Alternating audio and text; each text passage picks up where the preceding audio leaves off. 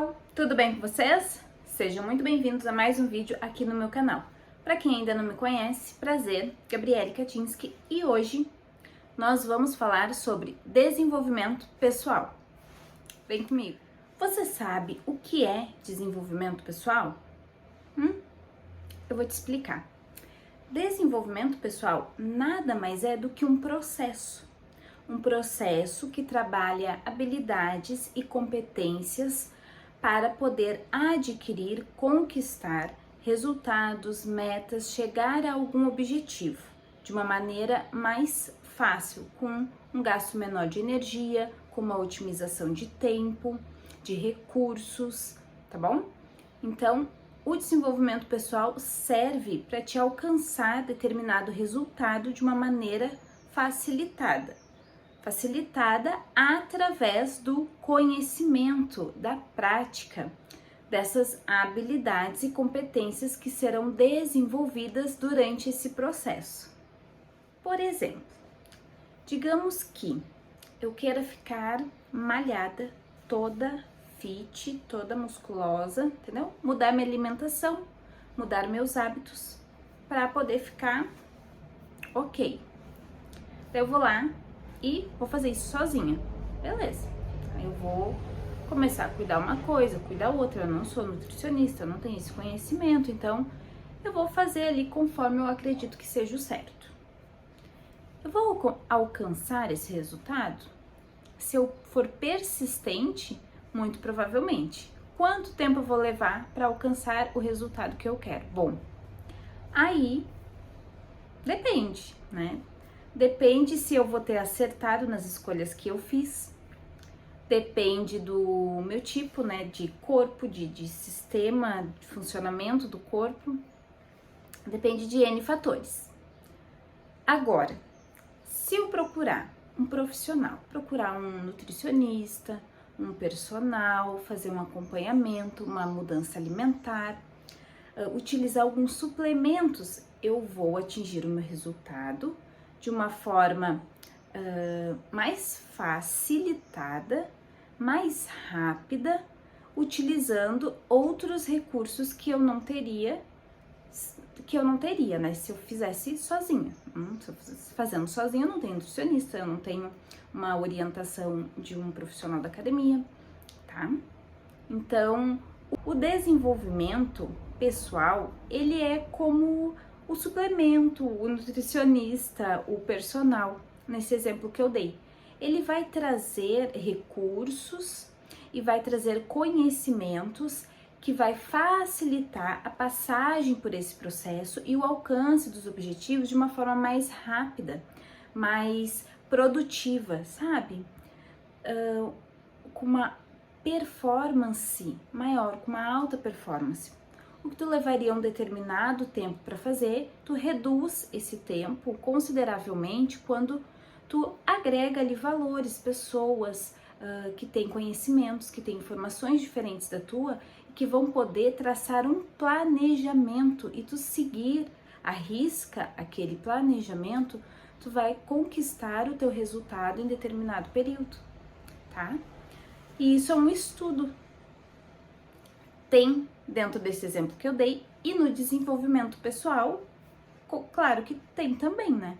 Aqui eu, por exemplo, que trabalho com desenvolvimento de pessoas, eu trabalho com um coach. Dentro do coach tem inúmeras técnicas, ferramentas que a gente utiliza, métodos criados por, né, várias pessoas que estudam comportamento humano. Temos também alguns treinamentos para poder ajudar, para poder facilitar, palestras que também ajudam. Claro que não se compara um treinamento ou um processo, um acompanhamento de coach, mas já, sabe, dá aquela visão diferente que a pessoa às vezes não tem ainda. E é o suficiente para despertar, olha, então, achei interessante esse conhecimento e não sei, como é que eu não sabia disso antes, como eu não soube disso antes, né? Então, ela já desperta para algo que existe, algo que é interessante para ela, ela começa a procurar. No momento que ela começa a procurar, ela começa a achar, né? Até porque quem procura acha. Então, vai começar a achar inúmeras informações sobre o tema.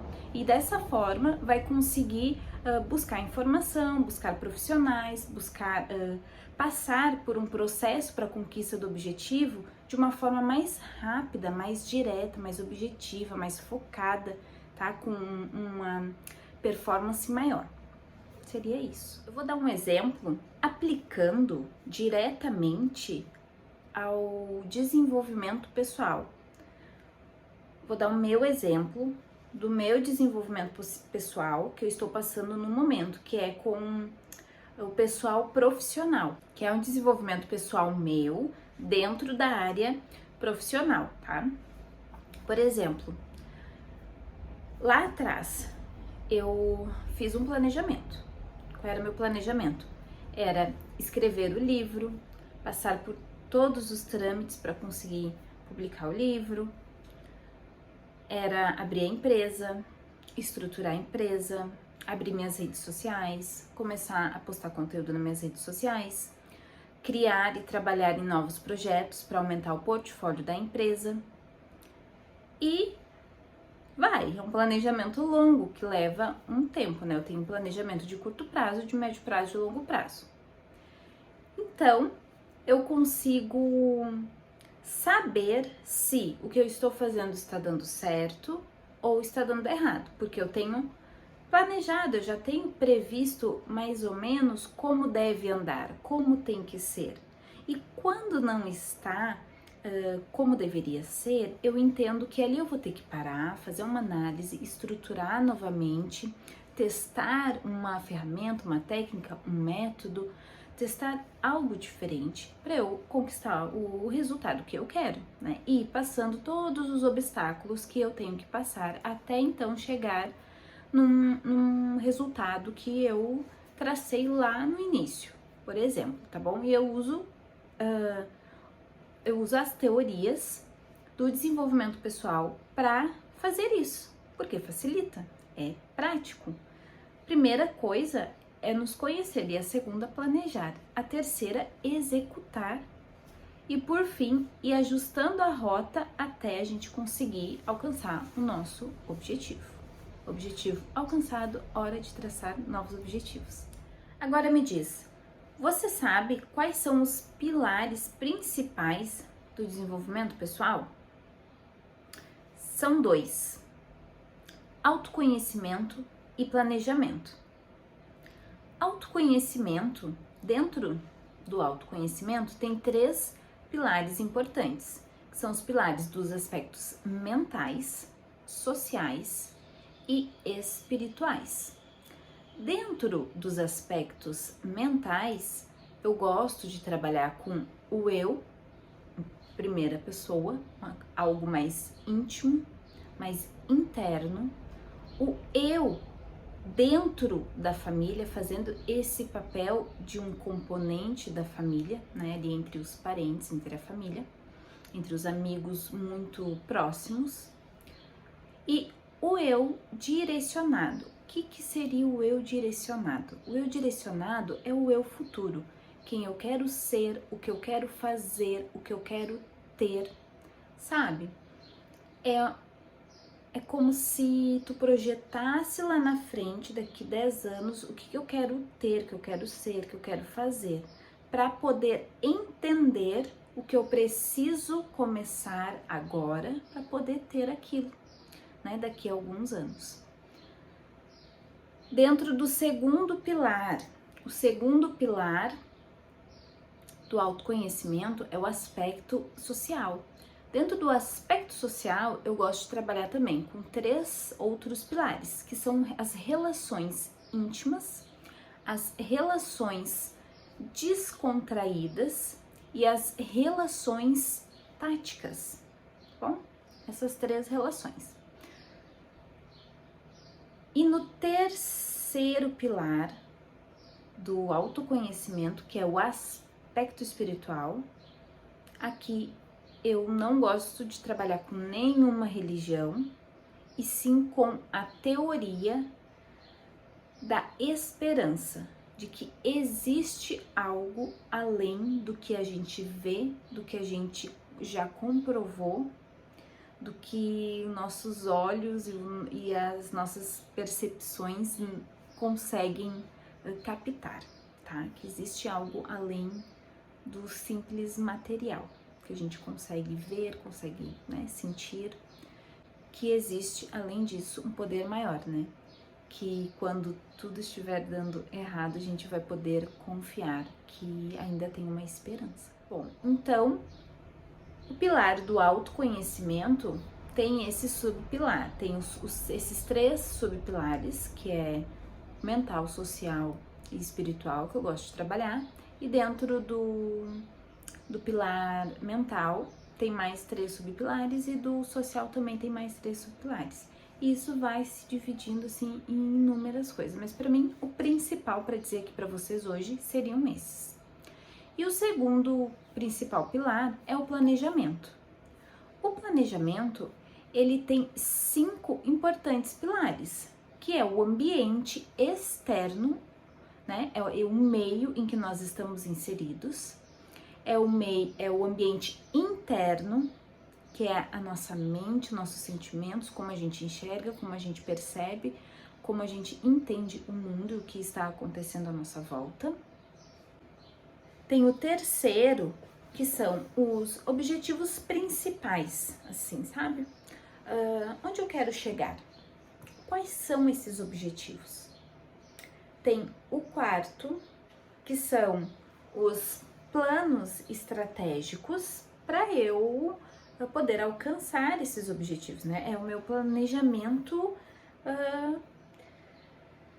que eu vou utilizar tudo o que eu conheço e que eu tenho acesso para poder traçar um passo a passo e ir executando dentro de um determinado período.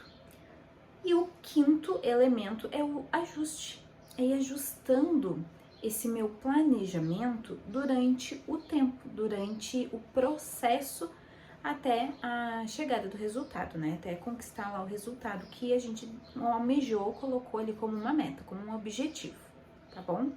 Então, esses são os 5 pilares principais do planejamento. Até esqueci o nome, do planejamento. Bom, eu vou começar abordando o primeiro pilar, que é do autoconhecimento. Vou abordar os aspectos mentais, que em primeiro é o eu. O eu é o nosso íntimo, é o que a gente quer, o que a gente gosta, o que a gente não gosta, o que a gente permite, o que a gente não permite. É o conhecer verdadeiramente e conseguir separar o que é realmente algo que nos interessa, que nos chama a atenção, do que é o que outra pessoa externa, né, a nós, o que outra pessoa quer, que interessa a ela e que ela coloca em cima de ti aquela carga de conseguir ser e conquistar aquilo ali que ela quer. Porque quando nós somos crianças e estamos crescendo, nós temos os nossos tutores, nossos pais, os nossos responsáveis que vão nos ensinando. E esse ensino vai aparecendo assim, ó, um traço teu e tu aprendendo um traço do familiar. Aparecendo um traço de personalidade tua, aprendendo comportamentos com os familiares. E assim vai indo, ó. Quando tu vê, tá tudo entrelaçado. E tu se perdeu dentro de ti. Tu não sabe mais o que tu realmente quer do que tu não quer. Que é outra pessoa que quer por ti. Então, entender o que está dentro de ti, que tu estás buscando, que é da tua personalidade, que faz parte de ti, do que é da tua família, das pessoas próximas. E eu não estou dizendo que é ruim o que as pessoas próximas queiram para ti, pode ser muito bom. E se for bom, saber analisar e aceitar que é bom aquilo e buscar ter e fazer acontecer na sua vida. Mas saber a diferença, o que é personalidade tua, o que é algo que tu realmente gosta, tem prazer, o que é algo que outra pessoa de fora quer que tu faça porque vai te trazer algum benefício, tá? Por exemplo, meu filho, ele é pequenininho, ele imita inúmeros comportamentos. Se ele olha um vídeo no celular, ele gosta muito de olhar o Branco Ala, que é ele fica jogando o joguinho com o filho dele, né? Então ele gosta de assistir ali pai e filho jogando. Quando eu vejo, ele tá falando, ele está fazendo gestos iguais o do Branco Ala e do filho dele, sabe? Por quê? Porque a gente aprende através dos nossos 5 sentidos. Nós captamos as informações através dos nossos 5 sentidos, o nosso cérebro processa isso e armazena como um dado. E a gente vai vivendo e fazendo. Vai fazendo gestos, eu, por exemplo, eu falo muito alto. Aqui eu tenho que conter a minha voz. Fica até meio estranho, né? Mas senão, vou deixar vocês surdos. Então aqui eu tenho que conter um pouco mais a minha voz. Eu gesticulo muito, eu falo muito rápido. Aqui eu procuro falar um pouco mais devagar. Nem sempre consigo, confesso. Mas eu vou testando, até conseguir. E eu peguei isso da minha família. Se forem olhar minha família também tem esses traços, entende? A gente vai aprendendo através dos comportamentos. Então, é muito perceptível nele que é pequenininho, que ele tá crescendo, é fácil identificar da onde ele tá puxando, pegando informação através do comportamento que ele tem. Agora, recentemente, faz umas 2 semanas, ele começou a assistir um vídeo de matemática, que é de uns bloquinhos que vai se unindo e fazendo os números. E ele se encantou por aquele vídeo, pela forma como aquele vídeo ensina matemática. Ele entende o que é matemática? Não, ele tem só 5 anos, ele não entende ainda o que é matemática, mas ele gostou dos números e aprendeu a contar de 1 a 100. E aprendeu, eu tenho uns bloquinhos bem pequenininho assim, que é justamente para ensinar a pegar um bloquinho, mais um bloquinho dá 2 bloquinhos de ensinar eles, assim, sabe? Bem didático, visível, de unidade, para poder ensinar. E ele já estava fazendo de multiplicação, para vocês terem ideia. Não era nem de matemática, não era nem de soma e subtração, já era multiplicação. Já estava fazendo fazendo as fileirinhas de quantidades de bloquinho para poder contar. Eu percebi isso e eu falei, ok, ele gostou e ele se diverte fazendo isso. Eu, como mãe, meu dever é olhar para aquela atividade e ver, isso vai trazer algo positivo para ele?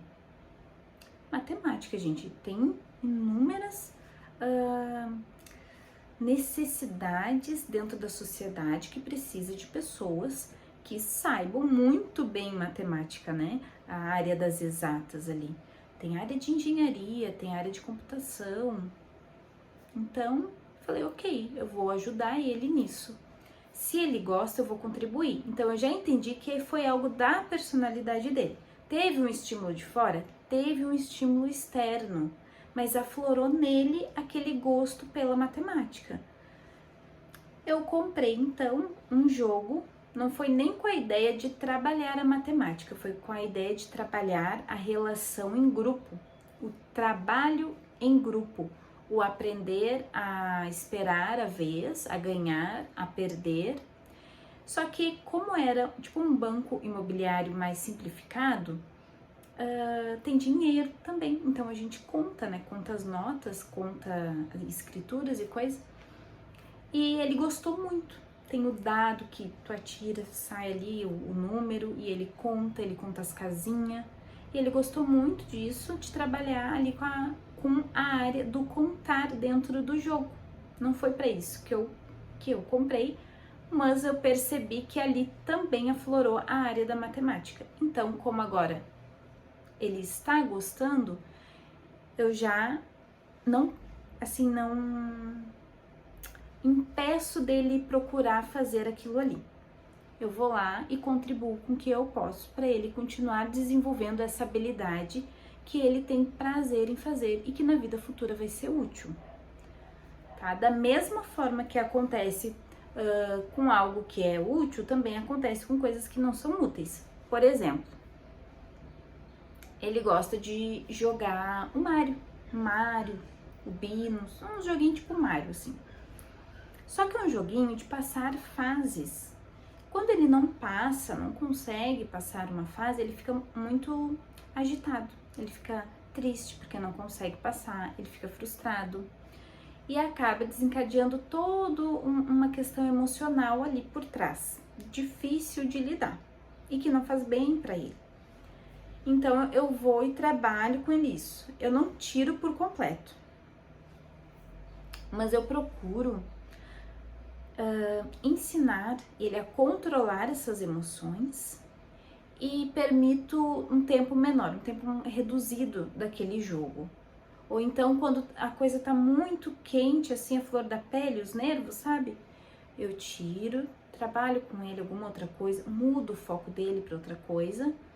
E daí depois ele pode retornar para o jogo. Normalmente quando ele retorna para o jogo, ele consegue passar a fase. E fica feliz que conseguiu passar. E eu vou lá e converso com ele e explico o porquê que ele conseguiu passar de uma forma mais fácil do que antes, digamos assim, tá? Então eu já vou trabalhando com ele desde pequeno. Ai, Gabriela, mas ele tem só 5 anos. Sim, mas ele entende. E se ele não entender alguma coisa agora, conforme o tempo vai passando, eu continuo trabalhando. Porque às vezes é numa atividade, mas tem outras atividades que o conceito é o mesmo, vai repetindo. Então, quando ele começar a entender, ele vai parar e pensar assim, nossa, mas era isso que a minha mãe falava então o tempo inteiro. Tipo, ele já vai saber que eu estava falando, orientando, explicando, ensinando ele, sabe? Então, tem isso também. É importante conseguir identificar o que é que você gosta genuinamente do que você não gosta, do que é necessário, tá? Deixa eu ver algo que o meu filho não gosta, mas é necessário. Alimentação. Meu filho, ele tem autismo. Então, tem alguns pontos que ele é mais sensível. O paladar é um deles. Ele tem uma seletividade alimentar. Então, a alimentação de qualidade é importante, é obrigatória para a gente se desenvolver, para crescer forte, saudável e ter um bom desenvolvimento, uma boa, como é que eu vou dizer, um bom desenvolvimento do nosso corpo, do nosso cérebro, para poder começar a ser útil, prestativo dentro da sociedade, porque chega ali com 14 anos já pode começar a ter o primeiro emprego, já começar a trabalhar, ver o que é, como que é, sabe? Então, assim, é importante que a criança tenha uma alimentação saudável para ela crescer e se desenvolver de uma forma saudável, para ela conseguir fazer as coisas que ela vai ter que fazer na adolescência e na fase adulta de uma forma mais produtiva, entende? Então, eu tenho esse problema, né? Essa dificuldade, esse desafio com ele, que é da questão alimentar. Eu preciso que ele se alimente bem, mas ele tem essa seletividade alimentar e no início da introdução alimentar dele, eu ainda errei muito com ele, o que prejudicou e agravou mais ainda a situação. Então, é um desafio para mim. É algo que ele não gosta, mas que ele precisa. E eu tenho que trabalhar isso de uma forma que ele entenda que eu entendo que ele não gosta, mas que ele precisa entender que ele precisa e fazer um esforço de ir experimentando para ajudar a ir mudando o paladar dele, a sensação que ele sente com o alimento conforme o tempo. E daí eu ensino para ele que conforme ele vai crescendo, amadurecendo, ficando maior, o paladar, ele por si só já vai mudando, já vai aceitando melhor. E eu vou colocando frases positivas na cabeça dele para que ele não se frustre, porque no momento que ele coloca na boca e ele não gosta e dá ânsia de vômito, ele pode pensar assim, nossa, eu vou ter que comer isso e vai ser sempre isso. E daí eu já vou falando, não, mas não vai ser sempre assim, a gente vai trabalhar, vamos aos poucos, come um pedaço pequeno, não precisa comer uma quantidade grande, experimenta, tenta mastigar, tenta sentir o gosto, a textura. Não tá dando? Então coloca fora. Mas assim, eu vou trabalhando de uma forma mais sutil com ele. Agora, tem coisas que eu já percebo que ele come, que ele consegue. E aqui em casa eu trabalho muito com recompensas. Se tem comportamento bom, tem recompensa logo atrás. Eu não deixo nada livre. Tudo é através de recompensa, porque assim eu consigo ensinar ele que quando ele crescer, ele vai ter que fazer por onde conquistar as coisas dele, porque desde pequeno ele já faz. Eu ensino ele a conquistar as coisas boas que ele gosta, eu ensino ele a tomar decisões, a arcar com as consequências dessas decisões, óbvio que dentro da capacidade de uma criança de 5 anos, arcar com as responsabilidades das decisões, não dou uma decisão que eu que teria que tomar, né? Por exemplo, vai tomar banho, botar o pijama para ir dormir. Eu pego 2 pijamas e entrego para ele. São 2 opções que para mim é indiferente. Eu preciso que ele ponha um pijama, mas para mim é indiferente se ele vai escolher pijama A ou pijama B. Eu vou lá e entrego para ele, olha filho, aqui tá os 2 pijamas, qual tu queres usar hoje? E daí ele escolhe, entende? Então é importante. Quebrei tudo aqui. Bom, agora vamos então pro segundo eu, que é o eu dentro da família. O papel que nós desempenhamos dentro da nossa família. O papel que eu desempenho dentro da minha família é um papel como filha, como irmã, como sobrinha. Então eu tenho um papel a desempenhar, sou mãe, né? Sou esposa. E eu tenho que entender qual o meu papel para cada uma dessas funções que eu ocupo. Qual o meu papel como mãe? Qual o meu papel como esposa? Qual o meu papel como nora? Qual o meu papel como filha, como irmã, como tia, como prima, sabe? Como neta, que eu ainda tenho avós, graças a Deus. Então, assim, a maioria das pessoas não se dá conta que ela tem uma função dentro da família. E para cada pessoa da família, essa função é diferente. E que tem coisas que ela pode contribuir para melhorar o ambiente familiar. Tem coisas que ela pode deixar de fazer para não criar conflitos desnecessários, tá? Deixar bem claro aqui que é conflitos desnecessários. Quando é algo muito importante, é importante a gente ter a nossa individualidade e lutar pelo que a gente quer, pelo que a gente é, tá? Principalmente se a pessoa já é maior de idade, não é? É complicado que alguém de fora, por mais que seja um familiar, que ame, que cuide, enfim, que queira o melhor, a pessoa tome suas decisões, arque com as consequências delas e aprenda. Aprenda a se virar, a resolver, né? A se resolver, a fazer as coisas na vida. Bom, então, essa parte é uma parte mais de análise mesmo. Tu vai analisar a tua família, a personalidade dos teus familiares, sabe? Como que tu pode agir com fulano, cicrano, beltrano.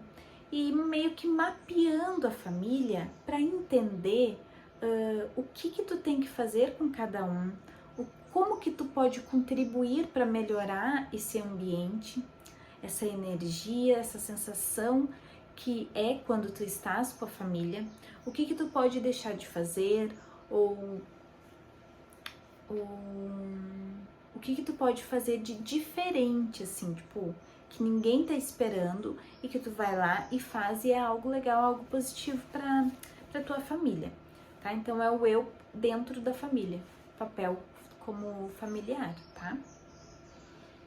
O terceiro eu é o eu direcionado.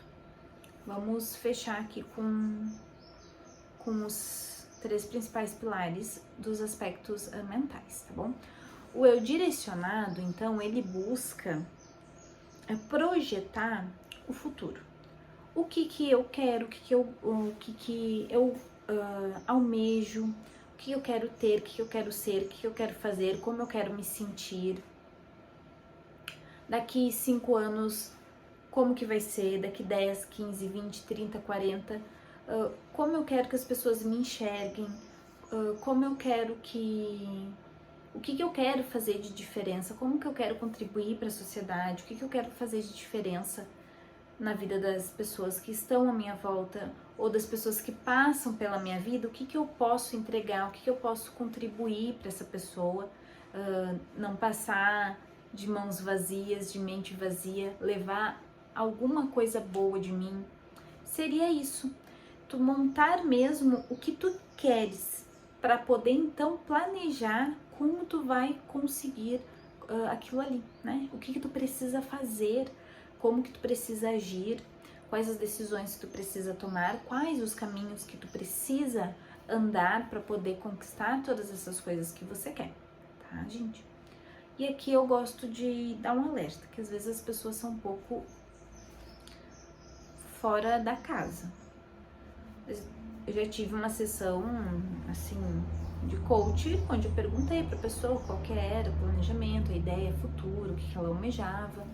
E a pessoa me respondeu que era ganhar na Mega Sena. Gente, isso não tem como, né? A não ser que a pessoa tenha alguém que possa dar um jeitinho lá e fazer uma corrupção pra ela poder ganhar no negócio. Caso contrário, não tem como. É algo aleatório, é um sorteio, não depende da pessoa, né? O máximo que ela pode fazer é comprar o bilhete, mas isso não garante que ela vai ganhar. Então, da pessoa fica assim, mas eu quero ter carro, quero ter casa, quero viajar, quero ter uma família, quero ter, né, filhos, quer um monte de coisa boa. Menos trabalhar para conseguir tudo aquilo ali. Daí também fica difícil, não tem como, tem que trabalhar, tem que fazer alguma coisa, né? Tu tem que, a pessoa, ela tem que resolver o problema de uma outra pessoa, ser remunerada, reconhecida por isso, para conseguir o recurso financeiro dela, para conseguir atingir um propósito de entregar algo de valor para outra pessoa, para marcar a vida de outra pessoa e para ir evoluindo, crescendo e conquistando suas coisas, tá? As coisas materiais. Então, não tem como fugir desse processo.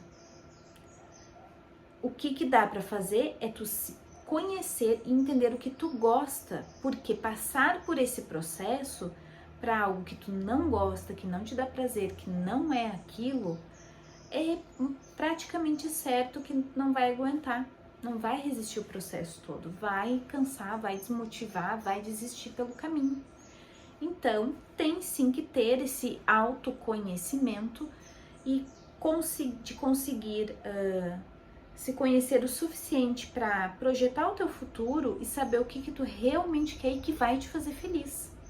Isso não pode estar ligado somente a bens materiais. Por quê? Quando a gente vai... que é estranho falar isso, mas vocês vão entender. Por exemplo, quando eu e meu marido compramos nosso carro, nós queríamos muito ele. Era um carro bonito, um carro que a gente nunca tinha tido antes, e nós queríamos e podíamos pagar no momento aquele valor ali por aquele carro. E estávamos super empolgados, o processo levou acho que 1 ou 2 semanas para a gente conseguir adquirir o carro. E a gente estava muito feliz, muito faceiro, com vários planos, várias coisas assim, tá, beleza. Fomos lá, adquirimos o carro. Passou, acho que 1 semana, 2, nem sei se deu isso.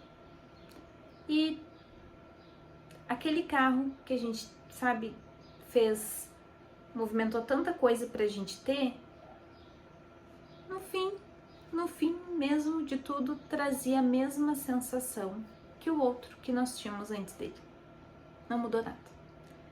Ele servia para as exatas coisas que o outro também servia e, sabe, no fim, não faz nem muito sentido ter trocado de carro. Ele não trouxe para nós assim algo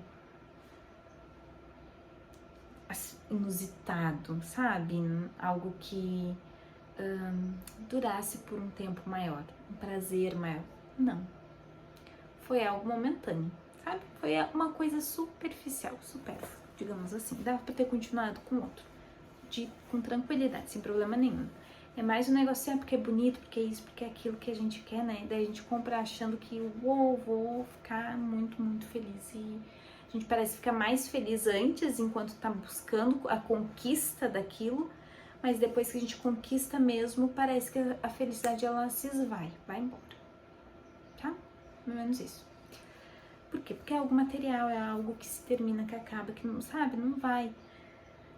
A gente tem que focar em coisas que não vão, que ficam, sabe? Sentimentos, sensações, emoções, que a gente fica com elas ali, a gente consegue ficar revivendo elas.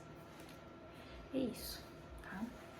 Então, o direcionado nada mais é do que nós projetarmos o nosso futuro e decidirmos o que nós queremos para poder traçar esse planejamento. Bom, então, esses foram os 3 pilares dos aspectos mentais. Eu vou trabalhar agora o segundo pilar do autoconhecimento, que é o aspecto social. Dentro dele também tem outros 3 principais pilares, que são as relações íntimas, as relações descontraídas e as relações As relações íntimas são aquelas que nós temos com pai, com mãe, que foi quem nos criou, né, com pessoas muito próximas de nós, que estavam próximos, perto, fisicamente, que faziam parte da nossa vida íntima durante o nosso crescimento. Depois de adultos, né, os nossos parceiros, parceiras, filhos, quem tem irmãos, né, durante ali o crescimento, os irmãos. Então, são essas pessoas que te conhecem desde criança ou conhecem a tua história, conhecem os teus erros, conhecem os teus acertos, sabe onde a gente é falho, onde a gente acerta, entende? São essas pessoas. Essas são as pessoas que são íntimas da gente, que nos conhecem profundamente. Elas têm um potencial gigantesco de nos proporcionar prazer, tranquilidade, de nos acalmar emocionalmente, sabe? É aquela sensação boa, gostosa, de amor genuíno, de tu estar com aquela pessoa, sabe? De tu poder sentar e conversar, de tu poder sentar e tomar um café, fazer um almoço, uma janta para aquele familiar, sabe? Abraçar, beijar, né? Um marido, por exemplo, estar com ele em momentos mais íntimos, seria isso. Essas pessoas, elas também têm um potencial gigantesco de destruir emocionalmente as pessoas íntimas a elas.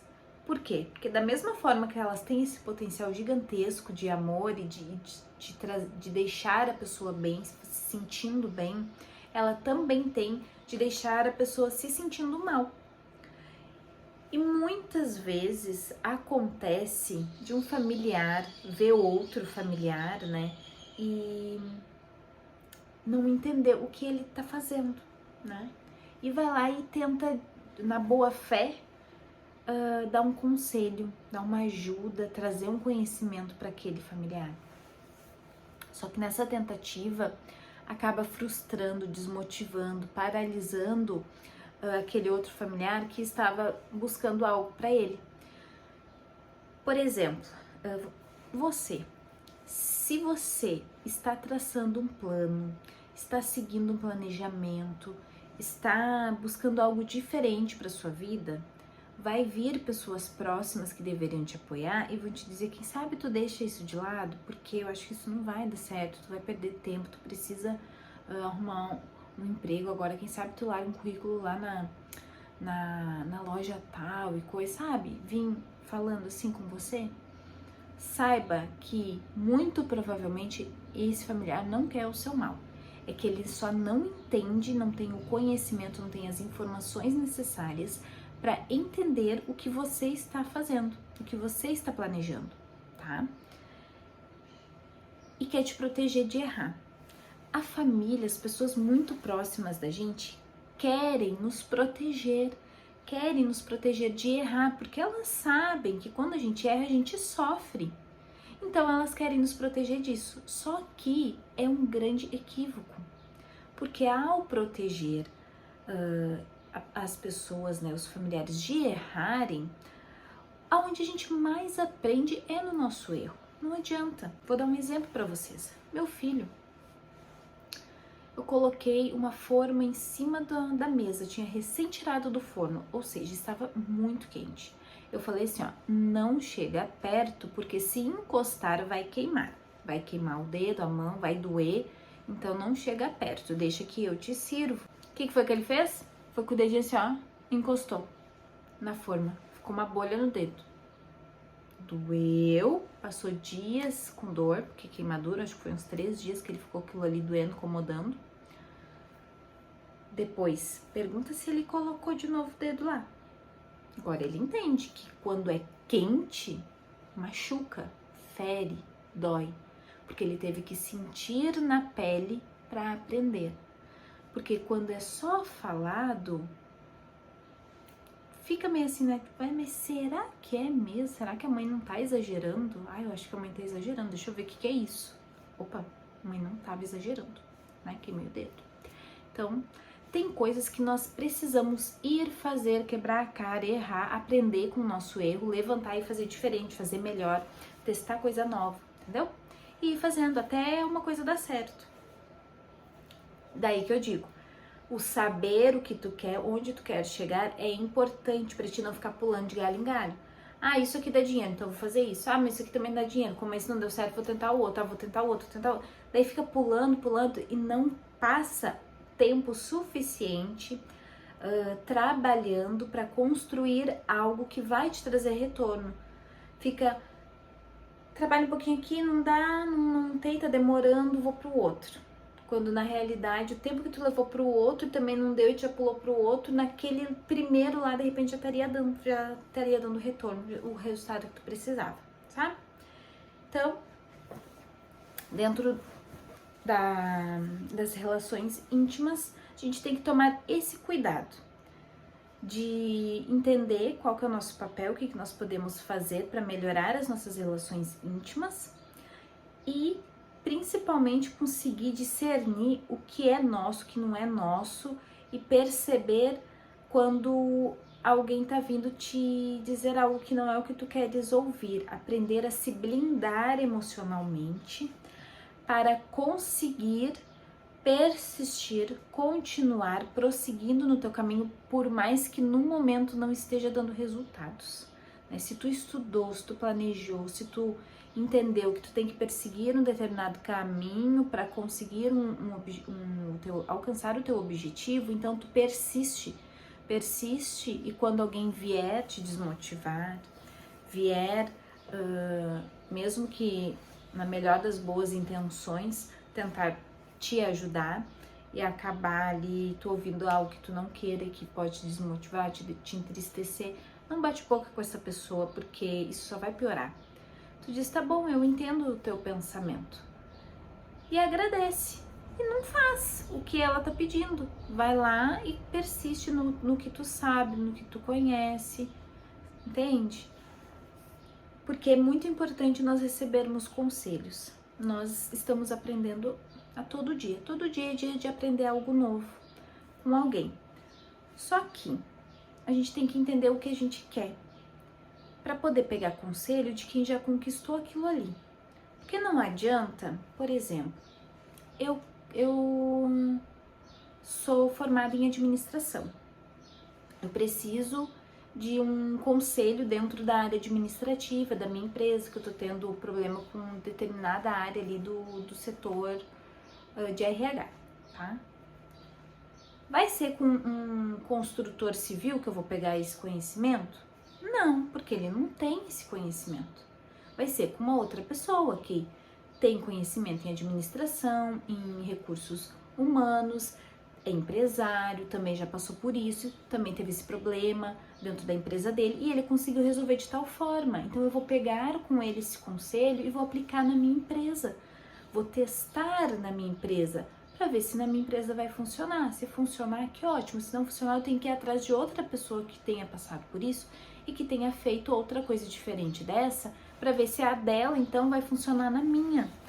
Entendeu? Então, esse é um processo de pesquisa e busca por conhecimento para a gente testar na nossa vida para ver se vai dar certo ou não. Porque é complicado quando a gente pega o conselho com a pessoa errada, porque aquela pessoa não conseguiu conquistar aquilo ali. Por exemplo, eu não tenho como vir aqui e dar um conselho para vocês de como conquistar o seu primeiro milhão. Eu não conquistei meu primeiro milhão, então eu não tenho como vir aqui e falar para vocês, olha, eu fiz isso e conquistei meu primeiro milhão. Se você fizer isso, o passo é tal, né? Eu não tenho essa história.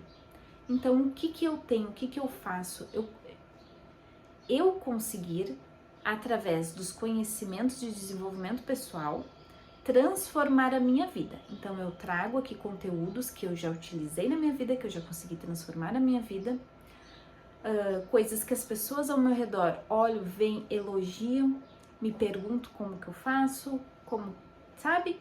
Porque já entendem que eu tenho propriedade para falar de determinado assunto, eu tenho propriedade para ensinar sobre determinado assunto, no caso do meu filho, como ser mãe de autista, eu consigo ministrar uma palestra, uma aula, dar uma técnica para uma mãe que está com dificuldade em alguma área, se é uma área que eu tenho conhecimento, que eu já passei, que eu já testei, entende? Ou é alguma técnica, alguma ferramenta, alguma metodologia que eu já tenha conhecimento, que eu já tenha adquirido informação, eu posso estar passando para essa mãe testar, entende? Então isso eu tenho propriedade para falar. Agora, o que eu não tenho propriedade para falar são coisas que eu não vivi, que eu não passei, que eu ouvi de outra pessoa e vir falar. É válido. Quem dá consultoria, normalmente é quem adquiriu toda a informação, todo o conhecimento e montou um passo a passo. Daí ele vai lá e dá a consultoria para a pessoa seguir esse passo a passo e fazer, tá? A mentoria, por exemplo, é montar esse passo a passo também, mas de alguém que, além das informações, também passou por isso, também passou pelo processo e tá ali ajudando, contribuindo com o desenvolvimento de outra pessoa. Então são várias formas. Dentro do coach nós temos a consultoria, parte de teorias da consultoria, da mentoria também, tá bom? Então as suas relações íntimas, tu tem que estar com o autoconhecimento muito bem trabalhado, sabe? Para conseguir bloquear certas coisas negativas, para não deixar isso atingir o teu processo de desenvolvimento. Tu ter o entendimento de buscar as pessoas certas para o que tu queres. As relações descontraídas são aquelas relações com amigos que não são tão íntimos, por exemplo, com aquelas pessoas de supermercado que tu frequenta, do posto de gasolina que tu frequenta, da unidade de saúde que tu frequenta, né, do condomínio ou vizinhos próximos ali que tu tem alguma relação, amigos, aqueles amigos para sair num teatro, num show, num restaurante, fazer uma janta em casa, um negócio assim, sabe? São relações sociais que tu não abre a tua intimidade e também tu não trata de negócios porque não convém, é algo mais simplificado, que sabe, tu não se aprofunda muito e não tem que também fazer muita estratégia para poder conseguir algo, tu tá ali só mesmo numa convivência, né? Por exemplo, quando eu vou num supermercado, eu vou comprar as coisas que eu preciso, eu cumprimento, converso assim do dia, uma coisa aleatória, né? Às vezes tá muito quente, tá muito frio, sabe? Assim, nada muito sério. Meu filho, quando eu vou no mercado, né, ele faz amigos, né? Ele tem amiga dele no mercado. Daí ele gosta de ir passar no caixa onde a amiga dele atende. E daí ela pergunta como ele tá, ele pergunta como ela tá, sabe? Umas coisas assim simplesinhas que tu não aprofunda, é mais superficial, um relacionamento assim que não é sério, não causa confronto, é algo descontraído, assim, um oi, tudo bem, como vai? Vou bem, nossa, que bonita que tu tá já, obrigada, também.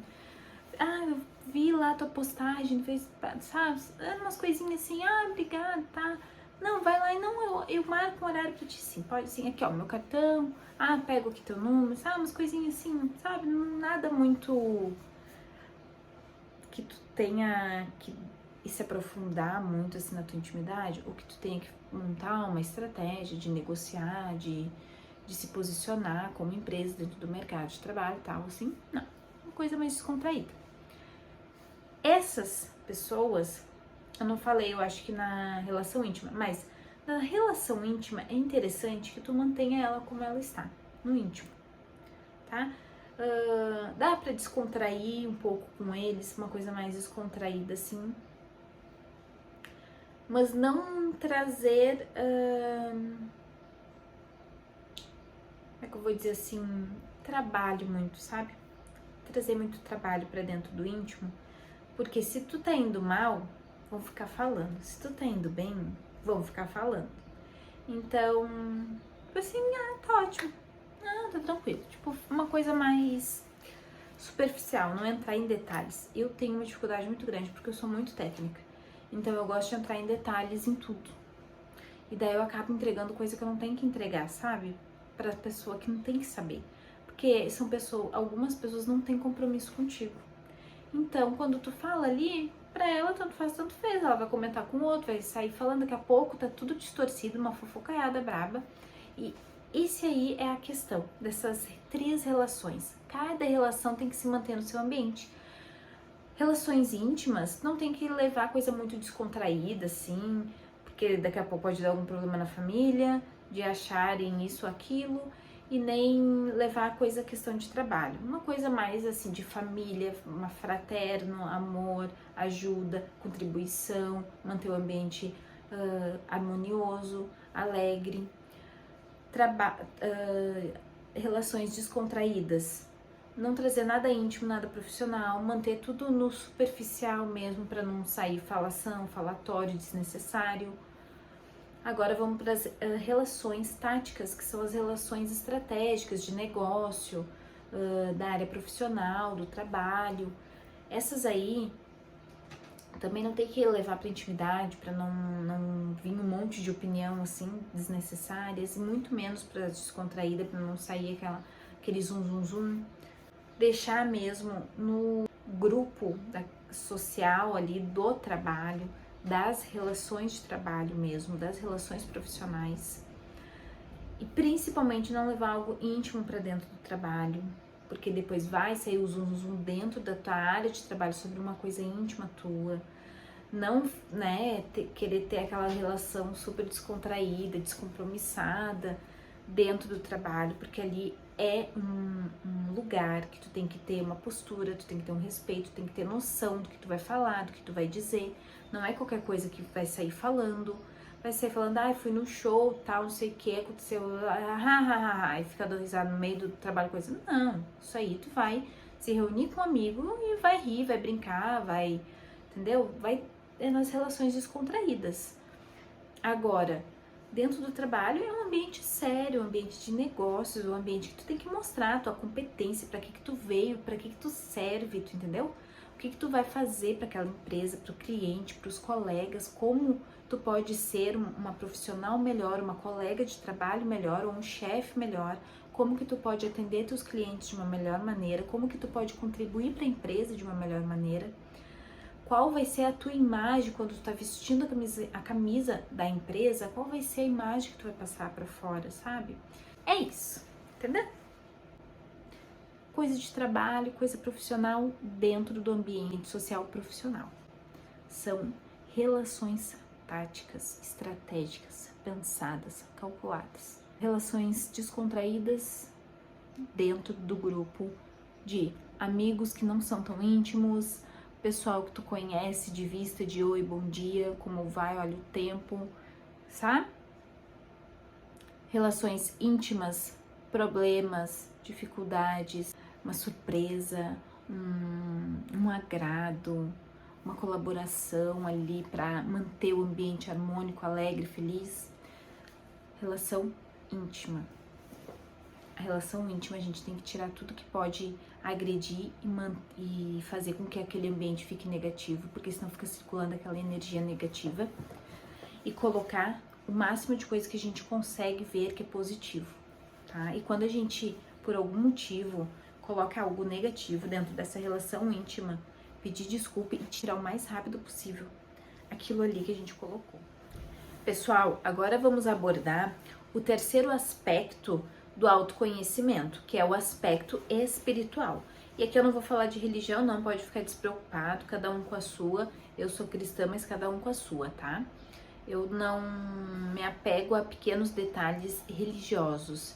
Eu acompanho os ensinamentos que a Bíblia Sagrada nos traz e não tenho problema nenhum com quem é de religião tal ou tal, até porque assim eu tenho uma opinião própria sobre esses grupos e bem conflitante que eu prefiro nem dar, porque também não convém, né? Não tem nada que ver com a vida dos outros, tem que ver com a minha.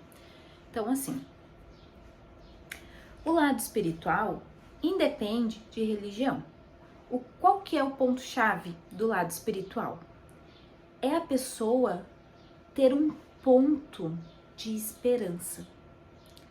É como se ela pudesse ter algo em que ela acredita, independente do que for, algo que ela acredita para poder se agarrar quando o desespero bater. Quando ela já tiver tudo que estava no caminho, no alcance dela e ainda não ter funcionado, quando outras pessoas também fizeram o que estava no alcance delas e não ter funcionado, ou quando todo mundo abandona, a pessoa se vê sozinha numa situação que ela não tá enxergando saída para sair e ela se encontra em completo desespero. Nesse momento onde a gente olha para um lado, para o outro e só vê o caos e não enxerga uma saída e o desespero toma conta, é nesse momento que a gente precisa ter o nosso lado espiritual aflorado para a gente poder ter a esperança de que aquilo ali vai passar e que logo vai chegar a solução, logo uma porta vai se abrir e a gente vai conseguir sair daquele tormento. Porque se a gente não tem essa esperança de conseguir se agarrar nessa esperança de que logo uma porta vai se abrir e as coisas vão mudar, eu vou conseguir sair disso, o que sobra? Sobra só o desespero, a ansiedade toma conta, o medo toma conta. A pessoa tá desesperada, em pânico, sem saber o que fazer, para onde ir, como fazer, e nesse pânico, nesse desespero, algumas pessoas vão para as drogas para poder ter paz, para sair do desespero, para não ter que viver a vida delas. Outras entram em depressão. Tanto uma quanto a outra podem levar a pessoa a interromper, né, a própria vida. Então é muito sério. A área espiritual, ela é muito importante, porque ela nos dá essa esperança de que por pior que esteja agora, pode melhorar e vai melhorar, né? Porque quem tem fé é acreditar sem ver. Eu posso olhar para tudo quanto é lado e não ver uma possibilidade de dar certo, mas eu tenho fé que vai dar certo. Então eu vou continuar seguindo aqui, fazendo o que está ao meu alcance, que em breve vai abrir a porta que vai me tirar, o que vai me dar um caminho a seguir diferente para eu poder deixar esse tormento para trás, tá bom? Então o lado espiritual, ele é mais voltado para isso. Quanto mais nós trabalhamos o lado espiritual, mais paz nós conseguimos ter. Agora eu estou gravando esse vídeo pela terceira vez. Eu consegui perder esse vídeo 2 vezes por total falta de capacitação.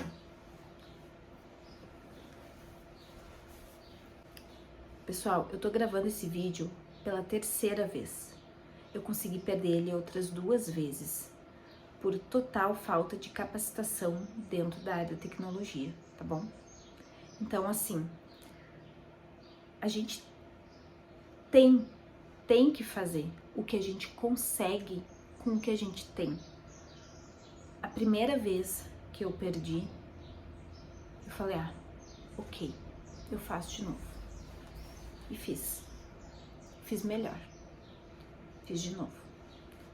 Agora, a segunda vez, estava tudo pronto, era só salvar no meu celular e baixar no YouTube, subir pro YouTube. O que eu fiz? Eu apaguei de uma forma que não tinha como resgatar mais. Simples assim, eu fiz isso. Eu apaguei de uma forma que não tinha mais como resgatar. Na hora eu falei, eu não acredito que eu fiz isso. Eu tenho outros compromissos para atender. E agora o que eu faço? Na hora minha cabeça veio, qual é a prioridade? Eu falei, a prioridade é entregar o vídeo. Falei, então eu vou entregar o vídeo.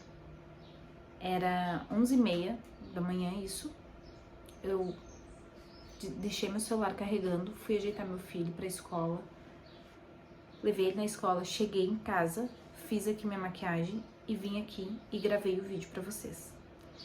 Então, assim, é a terceira vez que eu gravo um vídeo, que a gravação dele dura 1 hora ou mais, tá bom?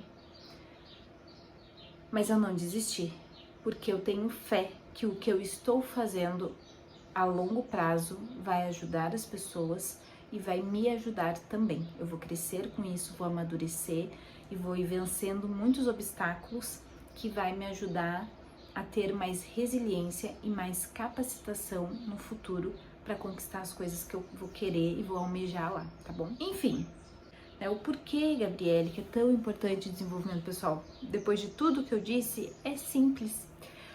O desenvolvimento pessoal é importante porque ele contribui para que tu tenha mais foco e direcionamento no que tu precisa conhecer, fazer para ter.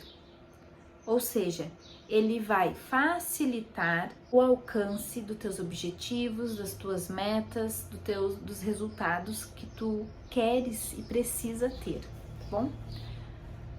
Por hoje era só. Um abraço, fiquem com Deus e até a próxima.